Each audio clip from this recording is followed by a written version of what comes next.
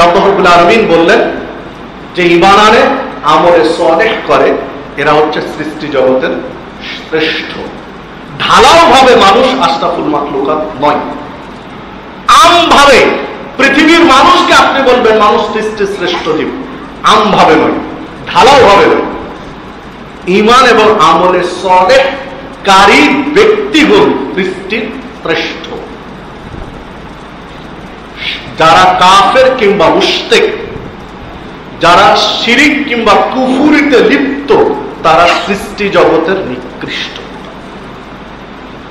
কারণ হলো যিনি তাকে সৃষ্টি করেছেন, যিনি তাকে রিজিক দিয়েছেন, যিনি তাকে পৃথিবীতে চলার শক্তি সামর্থ্য দিয়েছেন,